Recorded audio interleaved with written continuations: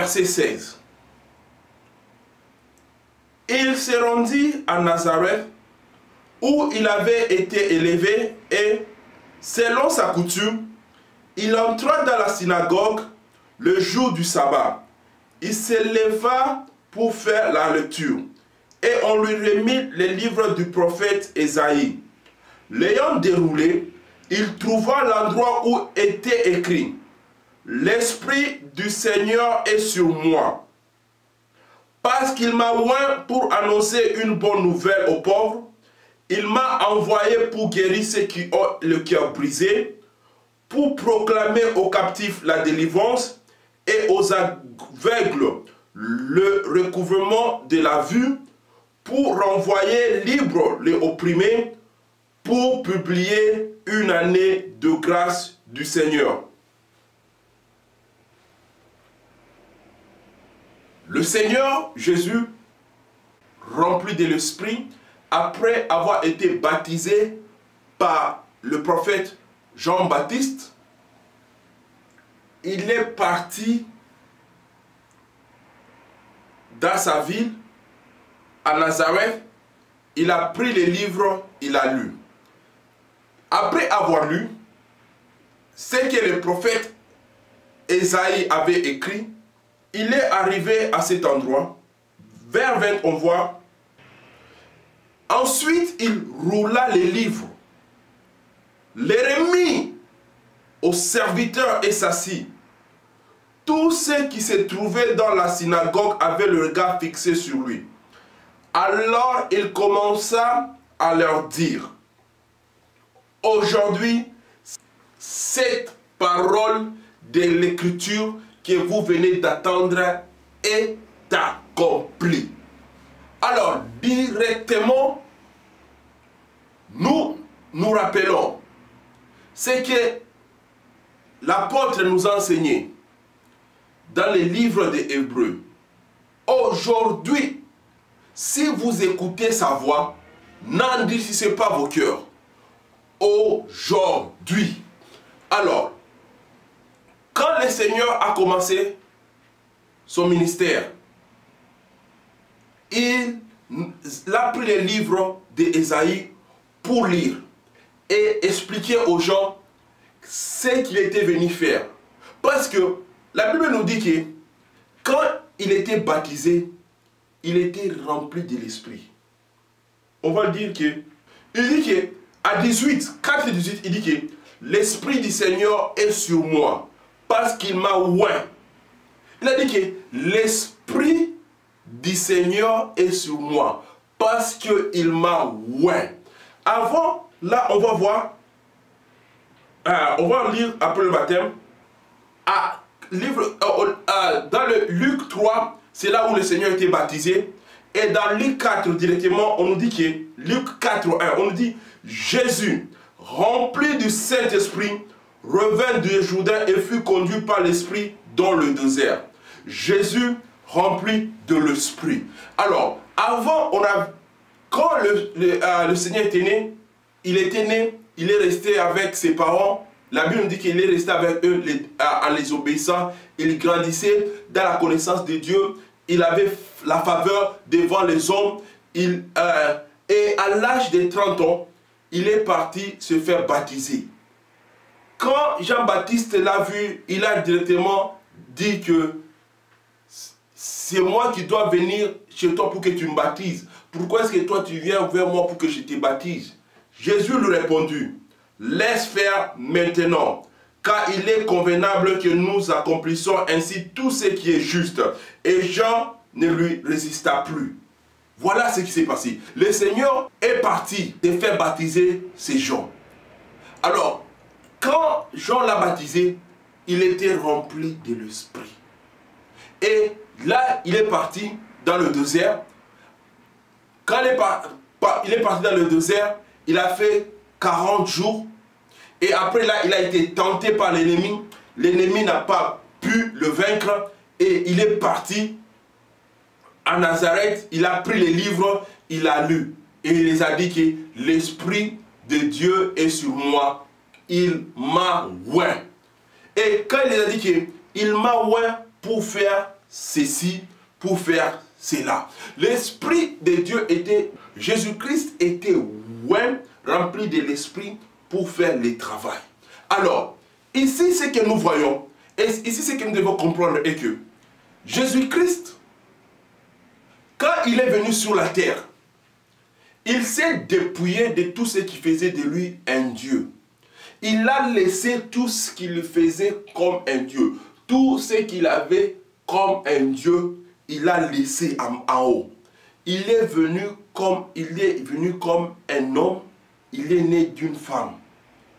Et quand il est sorti, il n'avait rien de feu ou de fumée ou de tonnerre tout autour de lui. Il est né comme un enfant, il est sorti comme un enfant.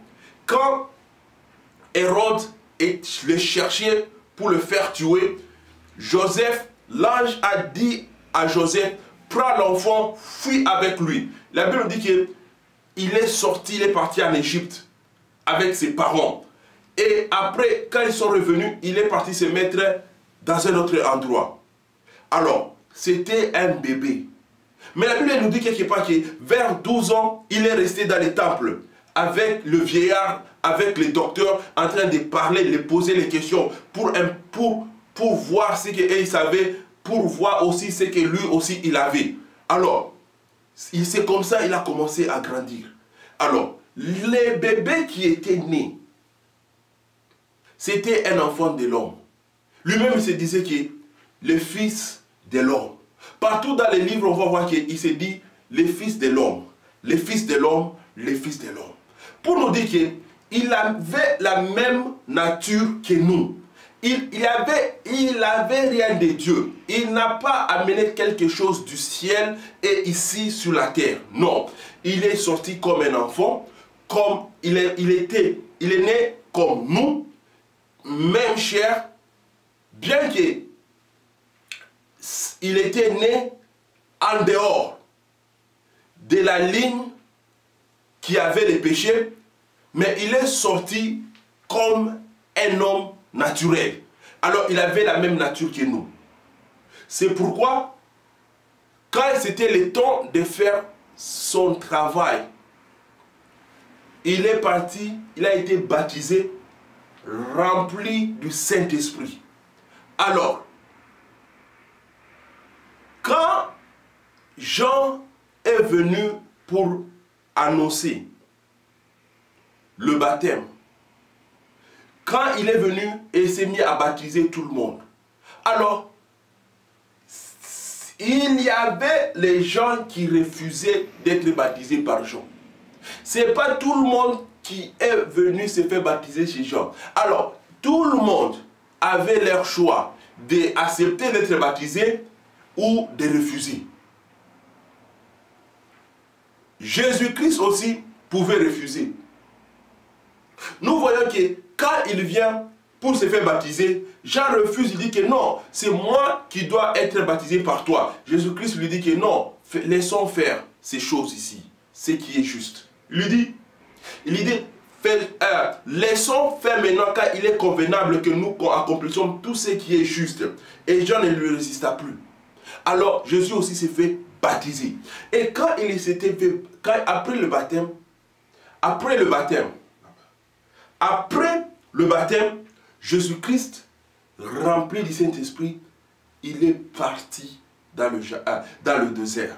Ici, ce que nous voyons, ce que je veux que tu comprennes ici est que Jésus-Christ, lui qui était Dieu avant, quand il est entré sur la terre, il a pris notre nature. Et alors, pour faire son travail, il s'est fait baptiser comme tous les autres gens et il a accepté le Saint-Esprit. Alors, il était loin du Saint-Esprit, il était rempli du Saint-Esprit et alors il est parti dire aux gens que l'Esprit du Seigneur est sur moi car il m'a oint pour faire ceci et pour faire cela. Qu'est-ce que je veux dire par là? Pourquoi est-ce que je mets le point sur ça? C'est pour dire que, ce que je veux dire que, il y a des fois les gens qui croient que ce que le Seigneur Jésus-Christ avait fait, ne peut être fait que par un Dieu. Ce que Jésus-Christ avait fait, il a fait ça comme un Dieu. Voilà ce que d'autres gens pensent. Non. Ce qu'il a fait ça comme étant le Fils de l'homme. Il était le Fils de l'homme. C'est pourquoi chaque jour, il voulait répéter ça aux gens qui le Fils de l'homme, le Fils de l'homme, le Fils de l'homme. Il parlait de son côté naturel, qu'il était le Fils de l'homme. Maintenant, le Fils de l'homme, ce qu'il a reçu maintenant, l'esprit que lui, il avait reçu, c'est un esprit qui était donné à tout le monde. Qu'est-ce que je veux dire par là? Il a été oint de l'esprit. L'esprit que lui, il a été oint avec, la Bible nous dit qu'il a dit à ses disciples d'aller et de l'attendre, il va envoyer l'esprit. Et maintenant, l'esprit qu'il a envoyé, c'est un esprit qui est donné à tout le monde. Celui qui croira sera rempli de cet esprit. L'esprit est là pour tout le monde. L'esprit du Seigneur est là pour tout le monde. L'esprit du Seigneur, tout celui qui se donne à Dieu, tout celui qui accepte l'esprit, l'esprit va entrer et il sera rempli de l'esprit. Maintenant, l'esprit qu'on nous a donné, l'esprit du Seigneur qui était venu le jour-là de la Pentecôte, quand l'esprit est venu sur Pierre, Pierre c'est lui qui avait peur. Pierre c'est lui qui avait peur même de parler à des bonnes. Quand il demandait, toi aussi, nous t'avons vu, tu étais avec Jésus de Nazareth. Il l'a nié, il a dit que non, je ne connais pas cet homme. Mais cette même personne, après quand l'esprit était venu sur lui, il s'est levé, il a commencé à prêcher la parole du Seigneur en public devant tous les gens dont il avait peur. Et par la parole, il a pu convaincre beaucoup de gens à venir dans le royaume. Alors, cet esprit qui était sur le Seigneur, c'est l'esprit maintenant, parce que Jésus-Christ, rempli de l'esprit, il a dit que l'esprit de Dieu est sur moi. Il m'a oint pour faire ceci, pour faire cela. Jésus rempli de l'esprit. Maintenant, s'il était Dieu, et si cela était impossible à nous de faire, alors il n'y a pas moyen de continuer l'histoire. Mais ce qui est vrai et ce que la Bible nous dit et nous explique est que il s'appelait Fils de l'homme. Maintenant, Fils de l'homme, rempli de l'esprit, il a fait les choses qu'il a fait. C'est ce que la Bible nous dit dans Luc 4. Il m'a oint pour annoncer une bonne nouvelle aux pauvres. Il m'a envoyé pour guérir ceux qui ont le cœur brisé, pour proclamer aux captifs la délivrance et aux aveugles le recouvrement de vue, pour renvoyer libres les opprimés, pour publier une année de grâce. Voilà, tout ce qu'il a fait, il a fait ça avec l'esprit. Il a fait ça avec l'esprit. Maintenant, l'esprit qu'il a utilisé, voilà maintenant là où je suis. L'esprit que le Seigneur Jésus-Christ a utilisé, c'est un esprit qui nous a été donné pour que nous puissions continuer le travail du ministère, pour que nous puissions annoncer. Il nous dit là il nous dit que pour annoncer une bonne nouvelle aux pauvres. Alors, même pour annoncer une bonne nouvelle aux pauvres, il avait besoin de l'esprit. Pour guérir les malades, il avait besoin de l'esprit. Il a fait tout avec l'esprit. Avec cet esprit, maintenant, si tu prends cet esprit, tu acceptes l'esprit, tu crois à la force de l'esprit de Dieu sur toi, rien ne va t'arrêter. Tu peux te mettre à marcher sur l'eau, tu peux te mettre à marcher sur l'eau, tu peux marcher sur l'eau, guérir les malades, tourner le vin en eau ou bien tourner la bière en eau, tu peux sortir et faire des exploits. Parce que l'Esprit de Dieu est sur toi. Parce que l'Esprit de Dieu est sur toi. Il n'y a pas de limitation. Jésus-Christ, il n'y avait pas de limitation posée sur lui. Il était sur la terre. Avec l'onction qui était sur lui l'a permis de faire de grandes choses. Cette onction, on a. Cette onction nous a été donnée pour parler et voir les choses s'accomplir. C'est dans l'esprit. C'est dans l'esprit. C'est dans l'esprit. Être enforcé par la force de l'esprit. Dieu, il a donné l'esprit. Jésus-Christ il avait bien dit que je vais vous envoyer un consolateur. Je pars vers le Père et je vais vous envoyer un consolateur. Et quand le consolateur sera venu, vous allez être mes témoins.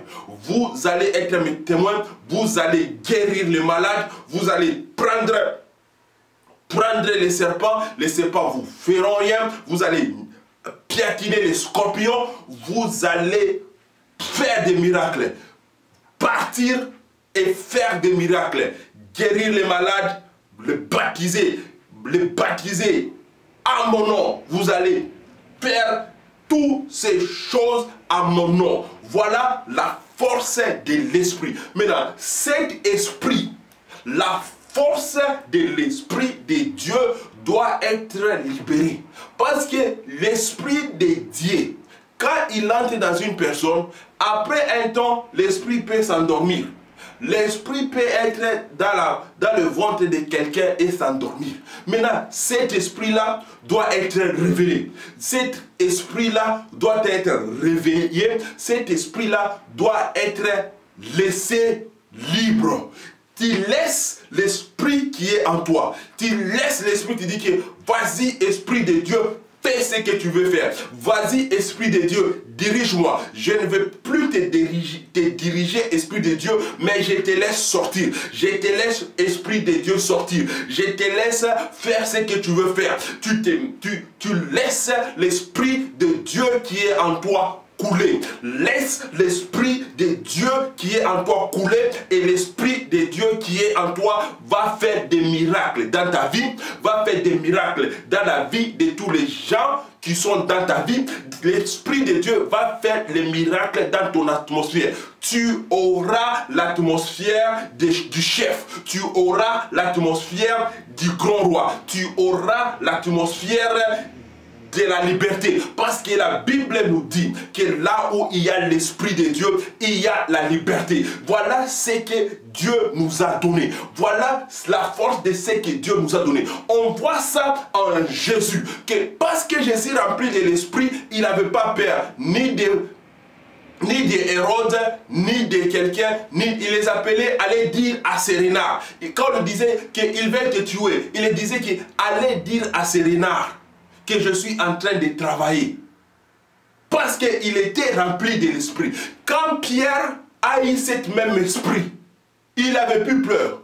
Lui qui avait peur, Jésus lui a dit, tu vas me nier. Il a dit, ok.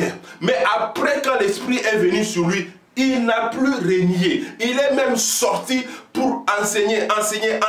Et quand c'était l'heure de le tuer, il a dit que vas-y, venez, tuez-moi. Parce qu'il était rempli de l'esprit. Maintenant, cet esprit t'a été donné. Si tu as cru en Jésus, si tu as donné ta vie en Jésus, alors tu ne peux pas vivre en défaite. Tu ne peux pas être dans des défaites. Rien n'a de force sur toi. Toutes les chaînes sont brisées par l'onction. C'est l'onction qui brise les chaînes. L'onction, c'est la force de l'Esprit de Dieu. L'Esprit de Dieu, quand elle descend, quand elle est libérée, ce qu'elle fait sur les chaînes des ennemis, elle les brise à un niveau que ces chaînes ne peuvent plus jamais être mises ensemble pour être utilisées encore. Voilà ce que les mots brisés veut dire que quand les chaînes sont brisées, quand toute l'odeur de l'ennemi est brisée par l'onction de Dieu, rien ne peut être à mesure de prendre toutes ces chaînes, de prendre toutes ces prisons et reconstruire et remettre ça en place pour mettre encore des gens dedans. Non, l'Esprit de Dieu brise d'un niveau que cela ne peut pas être mis ensemble encore. Quand Dieu sort pour faire son travail, la Bible nous dit que ce n'est pas par la force, ce n'est pas par les histoires, mais c'est par l'Esprit de Dieu que la montagne est mise par terre. C'est par l'Esprit de Dieu que les royaumes sont en train de bouger. Alors, qu'est-ce qu'un croyant doit faire? Les croyants doivent d'abord comprendre cette chose. Parce que toutes les histoires qu'on écoute sont faites pour bloquer la coulée de l'esprit. Toutes les histoires qui sont contraires à la véritable parole de Dieu, à la parole de la foi que Jésus-Christ nous a amenée, sont destinées pour bloquer les mouvements de l'esprit. Maintenant, quand on croit, voilà, la force de la foi libère les mouvements de l'esprit. Parce que quand on croit et on accepte, l'esprit sort pour faire le travail. L'esprit de Dieu en nous, c'est ce qui fait le travail. Parce que la Bible nous dit que l'esprit qui a réveillé Jésus-Christ de la mort, c'est l'esprit qui est en train de travailler en nous. Maintenant, notre travail, c'est d'accepter, de laisser l'esprit couler. Alors, quand tu comprends que ce que Jésus-Christ a fait, c'est parce qu'il était rempli de l'esprit, et que toi aussi tu as l'esprit, alors les choses que Jésus-Christ est venu libérer le peuple sur, n'ont pas de force sur toi. Les choses que le Seigneur est venu briser, les choses, parce que le Seigneur Jésus-Christ, rempli de l'esprit, c'était un homme qui était libre.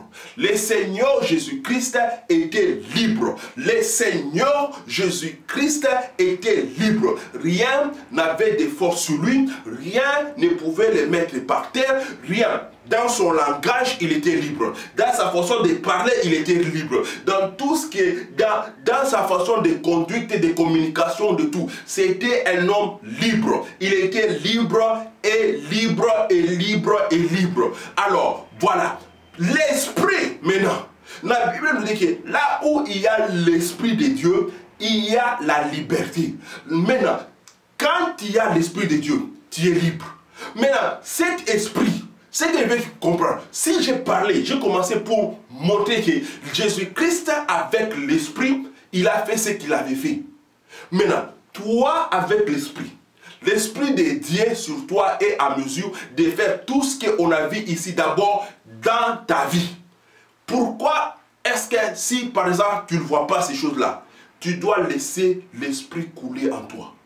Tu dois d'abord laisser l'esprit couler en toi. Tu peux laisser l'esprit couler en toi par la foi. Si tu crois, tu seras sauvé. Si tu crois, tu verras les merveilles de Dieu. Si tu crois, tu verras la gloire de Dieu. Maintenant, dans ces coins ici, accepte de croire. Dans ce cas ici, accepte de croire. Dans ce cas ici, accepte de croire. Tu crois, tu laisses couler l'esprit de ce côté-là. Tu dis, esprit, prends soin de ça. Esprit de Dieu, prends soin de ça. Esprit de Dieu, prends soin de ça. Tu es libre. Tu es libre. Tu es libre. La façon dont tu réfléchis. Tu es libre jusqu'au niveau où tu crois. Tu es libre jusqu'au niveau où tu sais. Tu sauras la vérité. Et la vérité te rendra libre. Tu connaîtras la vérité. Et la vérité te rendra libre. La vérité que tu connais. La vérité que tu acceptes, la vérité avec que tu marches, la vérité avec quoi que tu marches, c'est la vérité qui te rendra libre. Tu sauras la vérité et la vérité te sera libre. Maintenant, tu dois connaître la vérité dans tout le point dans tous les cercles, dans toutes les histoires, dans chaque direction, dans direction gauche. Prends la vérité de la gauche, prends la vérité de la droite, prends la vérité de derrière, prends la vérité sur ta tête, prends la vérité sur ton ventre, prends la vérité. Qu'est-ce est la vérité? Quelle est la vérité? La Bible nous dit que la vérité, on voit un peu des points où l'esprit travaille dans ce qu'on a lu. La vérité, on nous dit que la vérité sur la pauvreté. La Bible nous dit que l'Esprit du Seigneur est sur moi parce qu'il m'a oint pour annoncer une bonne nouvelle aux pauvres. La vérité sur la pauvreté. On a ici. Il nous dit que l'Esprit de Dieu est sur moi pour annoncer une bonne nouvelle aux pauvres. Quelle est la bonne nouvelle aux pauvres?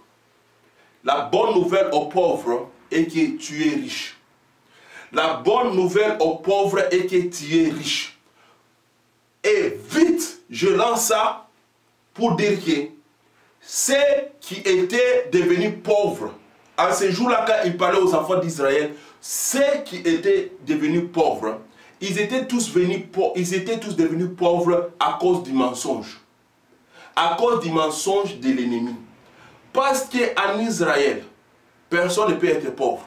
Selon ce que Dieu a fait pour eux, selon ce que Dieu a dessiné pour eux, et selon ce qu'il a dit à Abraham. Je te bénirai, toi et ta descendance. Toute la maison de Jacob est riche. Toute la maison d'Israël est riche. Il n'y a pas de pauvres et il n'y a personne qui est en dette dans la maison d'Israël. Alors, parce qu'ils avaient oublié cette vérité, c'est pourquoi il est venu les annoncer. Tu es riche. C'est ce qu'on appelle l'année des jubilés. Dans l'année des jubilés, tu repars, tu prends tout ce qui était pour ton père.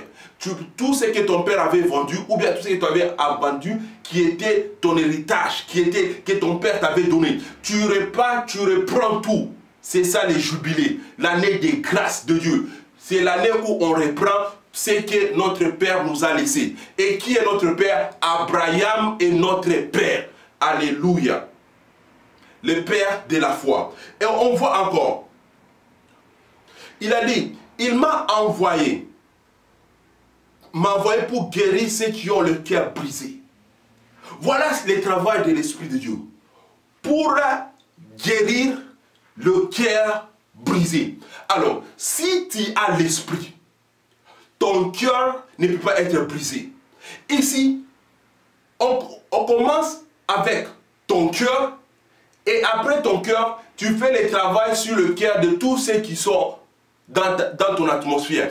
Tous ceux qui sont sur toi. Tous ceux qui veulent accepter ton ministère. Leur cœur ne peut pas être brisé. Parce que c'est ça le travail que l'Esprit est venu faire. C'est que l'Esprit qui était sur Jésus-Christ est venu faire un travail. Et l'Esprit qui était sur Jésus-Christ nous dit que c'est que le travail, l'Esprit est venu faire. Alors, le travail là continue. Quand l'Esprit vient sur toi, c'est pour que ton cœur ne puisse pas être brisé. Maintenant, c'est à toi de prendre ça et dire que oui, mon cœur ne peut pas être brisé. Et alors, tu laisses l'Esprit couler. Tu laisses la puissance de l'Esprit couler pour détruire tout ce qui vient détruire ton cœur. Tout ce qui vient pour briser ton cœur, tu laisses la puissance de l'Esprit, la puissance de la parole de Dieu, la puissance de l'Esprit Saint pour briser tout ce qui vient pour briser ton cœur. Voilà la parole de Dieu. C'est ça la vérité.